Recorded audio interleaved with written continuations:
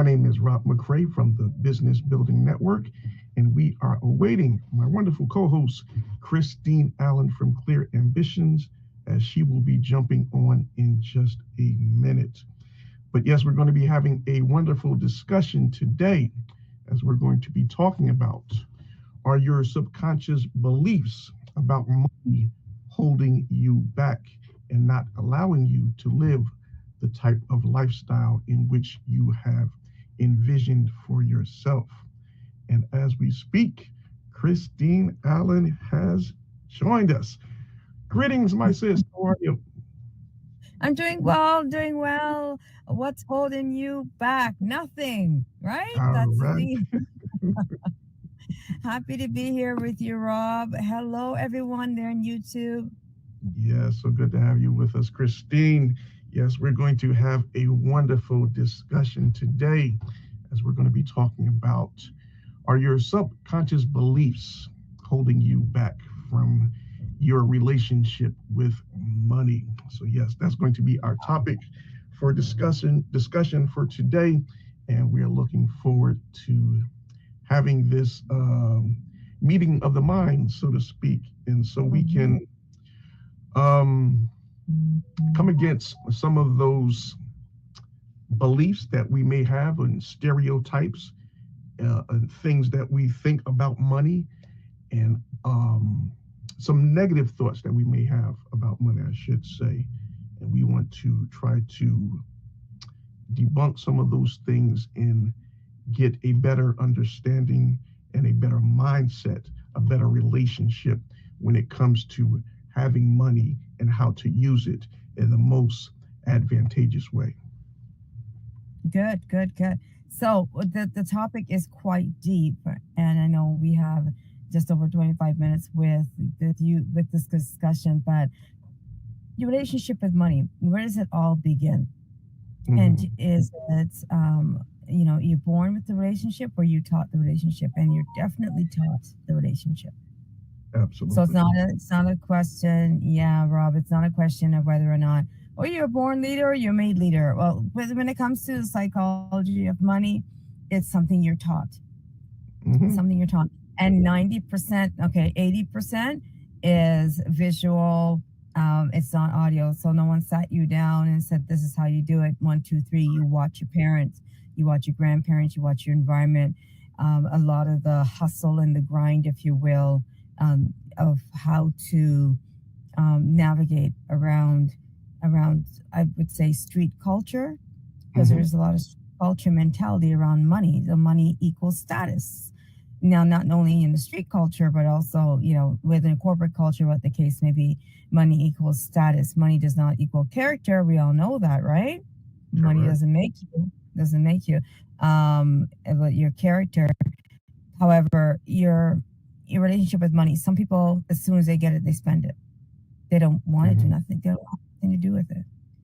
They're so used to not having that when they do have it, they don't know what to do. So there's a That's default. Yeah. right. Everyone has a default limit. There's a limit. And it's not just in your bank account, but it's in your heart and it's in your mind. And it's you have to really dig deep and find out, why is it that I can only go thus far? Yes. Even though I get a bonus, even Hmm. though I get a couple of new clients, somehow, some way, it's the clock turns. I end up right back in that spot. Yes. So that's why we're having this discussion this evening, this afternoon, this morning, depending on where in the world you are watching us from. But we're going to Mhm. change. We're going to attempt to change, I should say, Mhm. that mindset and our belief about money and how our finances are not being retained in the manner in which they should. So, before we go any deeper into that, let us share our inspirational quote for today, and then we will get more into our discussion for today. So, Christine, if you will. Money won't make you happy, but everybody wants to find out for themselves. I like that, Zig Ziglar. Yes, Money won't make you happy, but everyone wants to find out for themselves. Okay. yes, yes. And like the saying says, money cannot buy you happiness. And if you look at a lot of the wealthy people in the world, uh, you will come to have the realization that many of them are very miserable with themselves and in the life in which they are living. So it just, clearly insinuates that, money is not going to be the cure in helping you to find happiness. So where does that happiness come from? It comes from within. Mhm. The money that you are able to accumulate is only going to show or reinforce a person's true character.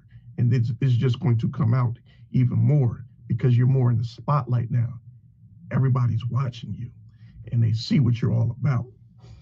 And a prime example is, the man that's in the White House now, along with his shadow president, Elon Musk, some of the richest people in the world. But when you look at them, they really are living a miserable lifestyle. There's no happiness within them. They are very shallow. They are not living a life that they want to live. It is they can never find happiness or gratification no matter how much money they make.